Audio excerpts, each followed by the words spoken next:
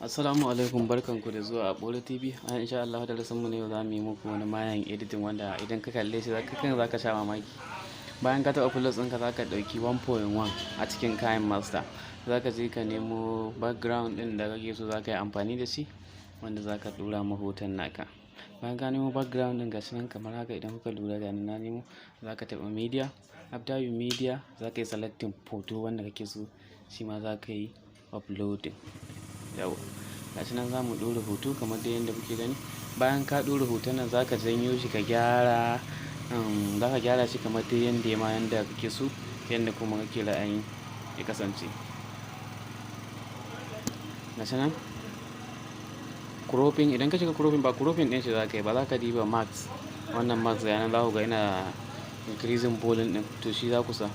Bayan ka sa za ku ga hoton background ɗin ya ɗan hau ƙasar hoton da na ɗora. Za ka sa ka saita yadda kake so, yadda kuma kake ganin yayi maka. Za ka janyo hoton ta yadda za ku ga ya ɗan yi hiding ɗin ƙafar ta fito. Bayan ka gama abin da za ka yi, kana iya zuwa ka je ka ɗan rage mai background ta yadda hoton kamar dai in kana so ka yi duplicating, ka ɗora hoto guda biyu a ciki, to za ka yi haka. Yanzu gashi nan da za ku gani na shiga na ɗauko wani hoto daban wanda nake so shi ma ya kasance a kai. Gashi nan na ɗauko wani sabon hoto idan kuka lura, wanda ba ma irin wancan ba. Abin da zan yanzu shi ma zan ɗan rage mai haske yadda za ku ga ɗan saje da background ɗin. Zan yi duplicate shi, ga wurin duplicate nan.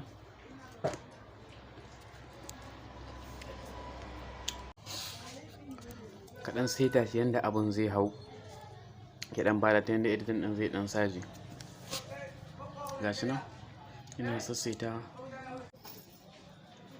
gashi nan ina saita shi kamar da yadda za ka zo ka saita shi yadda ba dole sai kala wannan hoton ba. Kowane hoto idan har ka ga yayi maka, kana so za ka yi bana ko kuma wani abu da za ka yi making, ba dole sai hoto ba, ko haka yadda ake haɗa jarida ko kuma wasu abubuwa.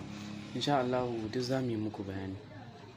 Bayan ka gama sai ka je ka ɗauko icon ko kuma rubutu ko kuma wani abu wanda kake so za ka yi amfani da shi wajen wannan editing ɗin wanda za ka saka. Misali ina so zan rubuta BAURE tv1, gashi nan na rubuta BAURE tv1. Bayan ka rubuta BAURE tv1 za ka zo ka je wurin canza rubutu, za ka zaɓa kalar rubutun da kake so ka ɗora. Gashi nan na saita. Yanzu abin da zan yi na gaba, zan ɗauko icon na background ɗin editing ɗina.